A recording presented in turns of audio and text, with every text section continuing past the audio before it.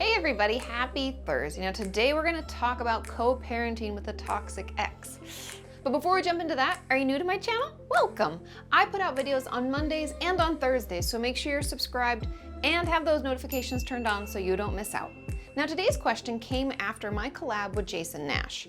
And if you haven't watched that, I'll link it in the description, you can check it out. But I thought it was really important to address this type of divorce situation as well, because if you don't remember my video with Jason, he talks about honestly how well his divorce went, for lack of a better term, because they're able to co-parent their two children with ease.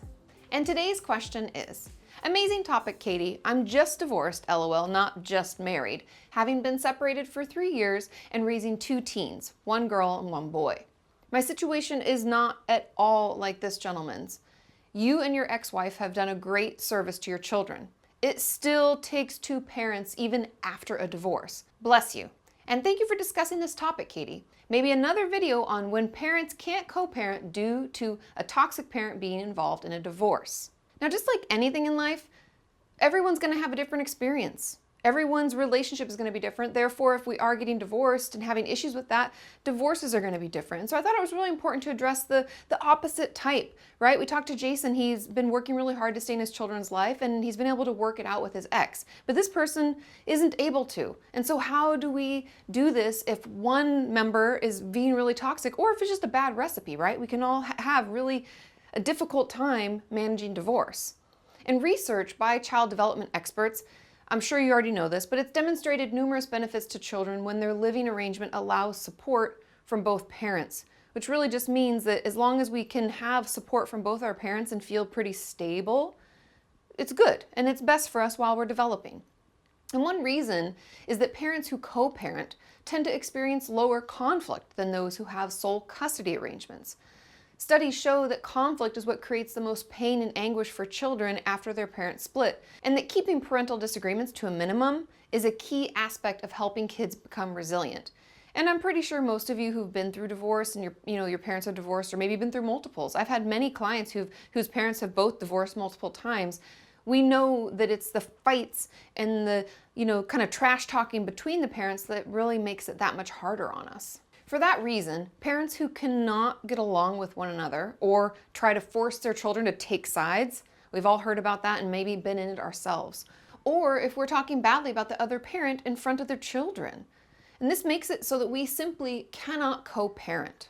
And now, just so we're all on the same page, co-parenting, this term that I keep using, is defined as a parenting situation where the parents are not in a marriage, cohabitation, or romantic relationship with one another, and both parents take care of their children. The term co-parent may also be used to describe a situation where, following divorce or separation, the children's parents seek to maintain equal or equivalent responsibility for the child's upbringing, kind of what Jason had talked about in our video together. Now, many parents, just like the person who asked this question, try to communicate with their ex so that they can figure out how to do what's best for the children.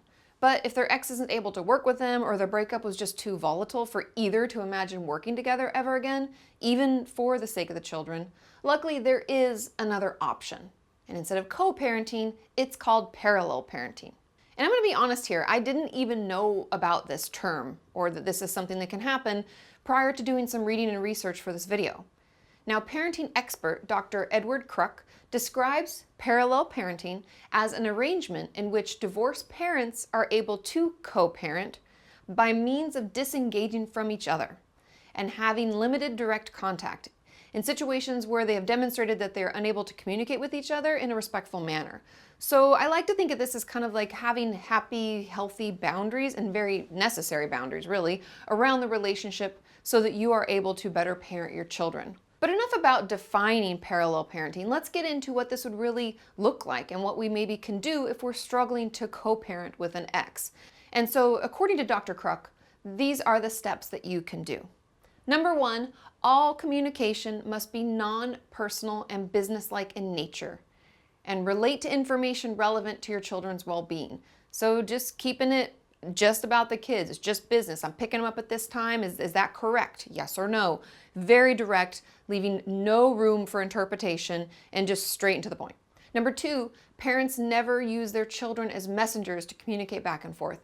I remember this happening with one of my friends in middle school. That was about the time when a lot of my friends' parents started to divorce. So they would tell their child essentially to talk to the other parent and tell them they were very disappointed, that they were sent back without clean clothes last time, or next time remember to give them a lunch, or something like that, that essentially didn't need to go through the child, and in a way puts the child in the middle, which is really uncomfortable. And most of my friends that were going through this just hated it and felt like this whole situation was just ruining their life, and they wanted nothing to do with either parent as a result. The third thing is that no changes to the schedule are made without written agreement. And I'm sure if any of you have been divorced as an adult, or you were a child of divorce, you know that there's like schedules. Who has you on what days of the week, or what weekends, or where are you going, or hey, they're taking vacation this time, and what holidays. There's all sorts of stuff to negotiate and to schedule. And so I would honestly recommend, if this is you and you're going through the situation as a parent trying to parallel parent your children, use a Google Calendar. And I would encourage you to email directly about certain dates, and that's how you can change things, and you work in that document together. Now, if I was a parent and I was trying to parallel parent and trying to schedule things, I would honestly think it'd be best if you're able, maybe bring a therapist or a mediator, but to come together like maybe twice a year to go through your calendar. And I would keep this as like a Google Calendar, so neither of you forget. You get the reminders in your phone and your email. It can ping you to make sure that you don't forget, oh, today's the day that I picked them up, or oh, I'm supposed to, take them because my ex-wife's going on vacation, or whatever it may be. That might be a way of kind of setting a time and setting a schedule, and then going back to the first tip of like just making the communication direct and to the point. If you need to reschedule anything, then you do it that way. And the fourth tip is, or the fourth really rule when it comes to parallel parenting, is no personal information is shared with the other parent in any form. And I honestly have to say that I really like this, because something that I think ends up causing more fights, making us get really angry or super aggressive, can be about something that's going on with our ex. Let's say they just got a promotion at work and they're making more money. Let's say they moved into a nice new house, or dating a very attractive, or I don't know, just dating someone in general. If we still harbor resentment and animosity towards them, hearing that they're doing well or things are moving forward can be really difficult, and we can lash out in anger when we really know that's not going to get us anywhere. So if we just don't know anything about each other's lives and what's going on other than how the children are doing and what's going on with them, it can just make things a lot better. And the fifth and final tip is to minimize conflict. Schedules are shared via a calendar or in writing.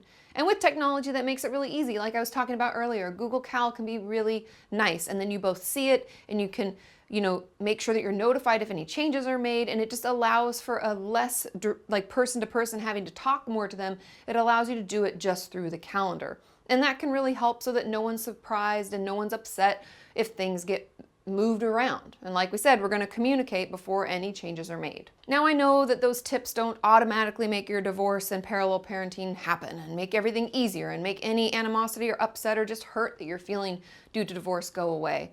But hopefully some of these tips just helped reduce the aggression, reduce the upset enough that you're able to work together for the betterment of your children. And so I hope you found this video helpful. I hope it just helps you see that we can do some things to make it easier on ourselves, and most importantly on our children.